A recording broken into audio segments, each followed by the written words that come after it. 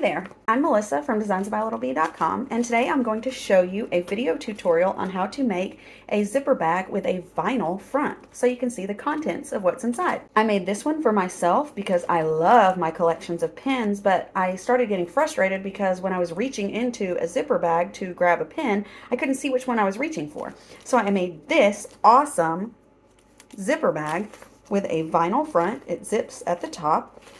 And now I can see all of my pins clearly.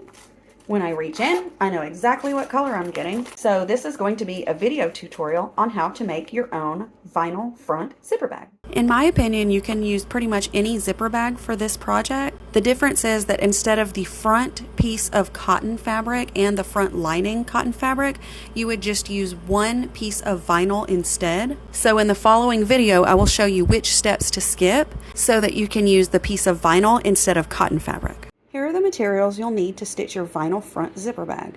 You need a back piece of cotton fabric and a back piece of lining fabric as given in the regular measurements for the zipper bag that you're making. I'm using this piece of rainbow galaxy looking fabric that I got at Joann for the back, and for the lining, which you will see through the front because the front is clear, I'm going to use this yellow kind of hatch print that I also got at Joann, and I am using 12 gauge vinyl, clear vinyl that I also got at Joann. And your zipper measurements, and if you want a little ribbon loop on your bag, those will be the same as they are in the measurements for a standard zipper bag.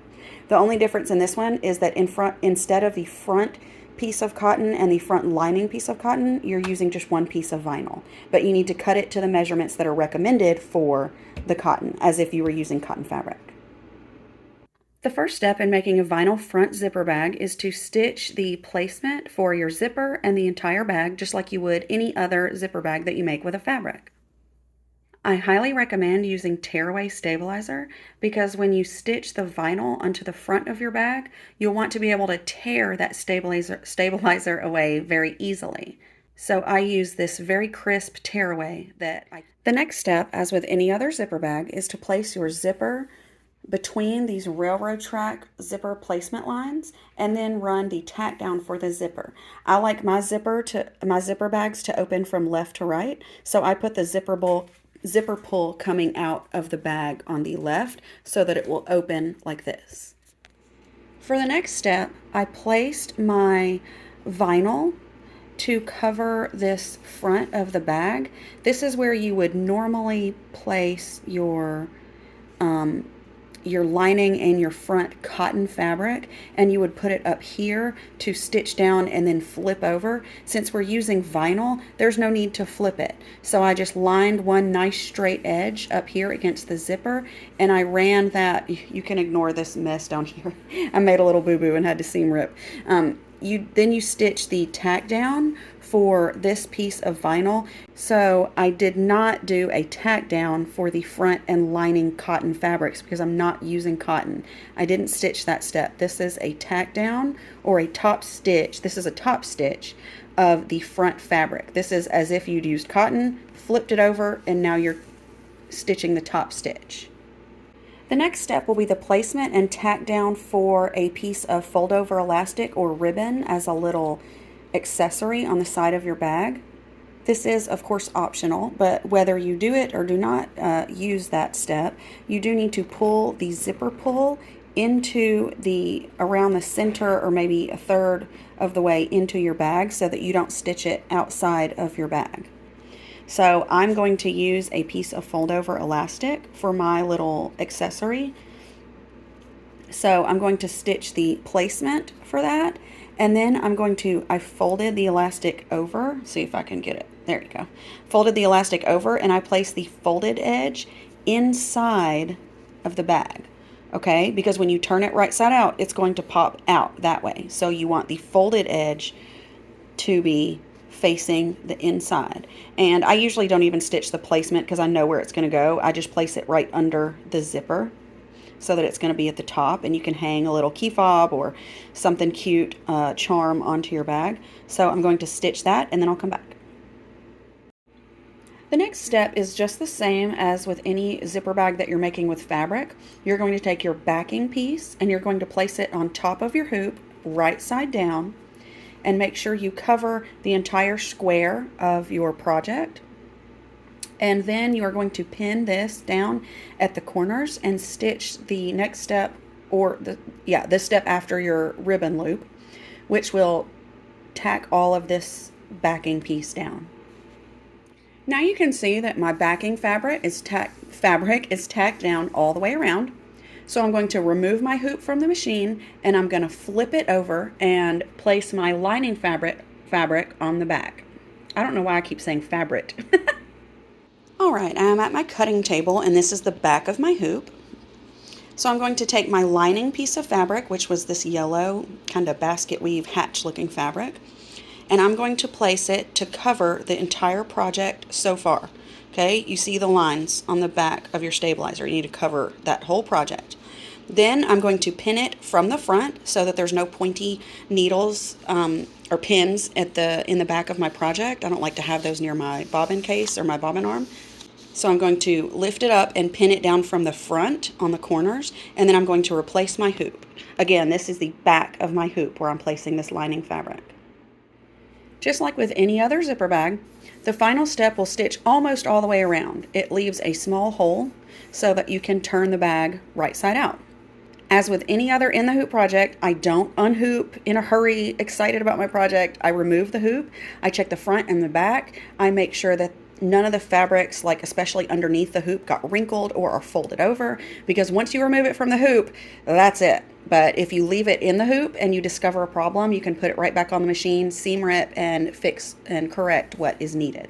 So I'm going to remove my hoop, check the front and the back, make sure there's no wrinkles or wonky stitches, and then I will unhoop my project.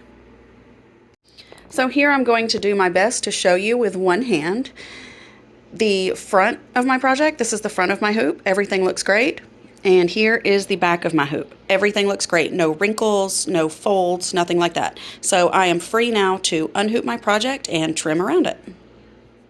Now I've unhooped my project, and I know that I just said that I would trim around the edges, but as usual, I got a little ahead of myself. This is a little different from most of the zipper bags that we make. So the first thing I'm going to do before I trim, because I don't want this stabilizer all around the edges of my bag. Oh, dropped that on the floor. I'm going to go through and find in the sandwich my tearaway stabilizer, and I'm going to tear it away first. Because when I trim my project out, I don't want to leave that stabilizer in the middle of these layers.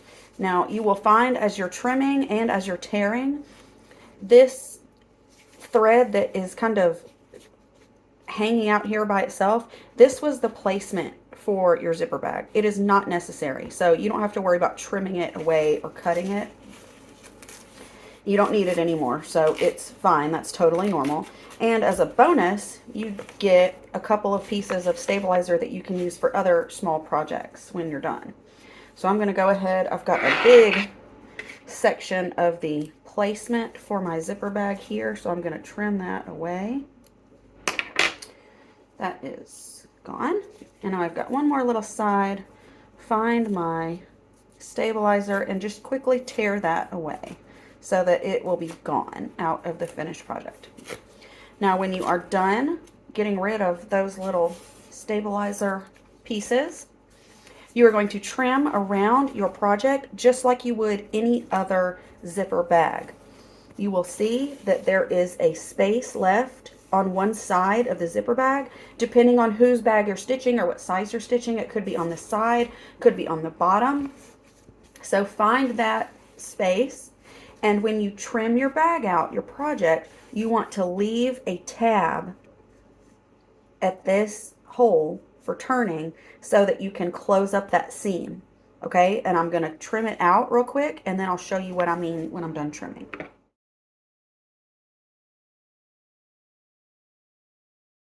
Okay, now you can see my zipper bag is fully trimmed. I've got this tab here that I'm going to leave. This is to ensure that you can stitch or fabric glue or double-sided fabric tape closed your bag when you are finished turning it. So now I want you to find the open layer, and for this bag this will be the layer between the vinyl, or the stabilizer, your stabilizer will be right here, and your lining piece, which mine was yellow, okay? And you're going to very carefully, very gently, and very patiently turn this inside out. I'll give you a little tip. Since I'm really busy during the day and I'm usually in a hurry, I like to leave my zipper bags to turn later if I've made a few of them, because I tend to want to get things done really fast. So what I do is I'll make a little stack of my zipper bags, and then at the end of the day, or when I want to take a break and maybe go watch a show on TV or something, and I'm doing something just relaxing, I will grab my pile of zipper bags and just gently turn them inside out when I'm not feeling pressured to complete a project. And that is especially true with these vinyl bags, because the vinyl can be kind of a bear to turn. I like to do these in a nice, relaxing time so that I don't feel in a rush and I'm not going to just tear apart my zipper bag when I'm turning it. And you see, since I've been yapping while I was doing this one, I've done it just fine. Make sure you push out the edges as well as you can. You want to get it all the way inside out. Another thing that will help when you're turning vinyl is to warm it up. Some people say with a hair dryer. For this clear vinyl, that definitely helps to get it a little warm and more malleable or flexible, so that it's not quite so hard to turn inside out. So now you can see I've got my bag turned. Now, right now it is officially inside out. So I can see my lining as it will be nice and yellow. This is the right side of the fabric. And I've got my tearaway stabilizer right here. Now, since I tore the stabilizer away from the edges earlier, this is all I have left, is this big square. So I'm going to pull this tearaway all the way away from the zipper bag, from the edge. Now you'll start to see what our finished product is going to look like. So I'm carefully tearing the stabilizer away. Now, when you get to the zipper, again, you're going to have this bottom piece of thread is our placement line for our zipper. You don't need that one anymore. So if it pulls away like this, can you see that? If it pulls away, which way are you? If it pulls away like this, that's fine. You can just trim it. That was on the stabilizer only. It was a piece just to tell you where to place your zipper, and you do not need it anymore. It's not holding anything together.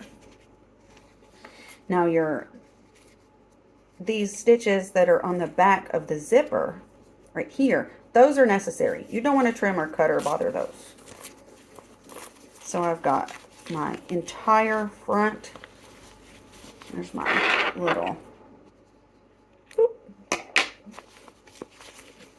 Okay. Now I've got the entire big square of stabilizer. Now I've got another small rectangle of stabilizer. You see how easy it came away? Because I pulled the stabilizer first before I even unhooked it. I mean, before I trimmed it. So this is going to come off just perfectly. Now, you've got your zipper bag. This is just like any other zipper bag we've ever made. What do you need to do now? You need to close up this tab right here. Okay, so if it's sticking out like this, you're going to press these inside. You can use a very low temperature iron to press this if you would like. Be very careful not to put the iron on your vinyl. It doesn't like that. So you would do it from this side only, the cotton side of the fabric only, with a very low temperature. I do that. I don't know if anybody else would say don't do that. That's what I do. So, your mileage may vary. Now, to close up this hole, you can do a whip stitch or a ladder stitch by hand with a needle and thread. I hate that. I consider that a form of torture to hand stitch anything. So I like to use a piece of this double-sided fabric fuse tape, sticky tape, and I will put a link in the description to this video for that. So what I do is I place a sticky edge inside of it, like this, on one of the tabs. Then make sure to smoosh it down. Then I remove the paper. Okay, now the sticky is exposed. This is permanent fabric tape. And not just regular like double-sided Scotch tape. You need fabric tape. Okay, and I'm going to make sure these are lined up very perfectly. The tabs are inside, and I'm going to smush, smush, smush, smush. Okay, now I've smushed. Smush, smush. So now this is sealed. Okay, and the thing about this is that this is inside the bag. So like no one's the wiser that you use that. It's flat. It's not a curved surface. It's flat. So that's why I like to use the sticky fabric tape. Now, your final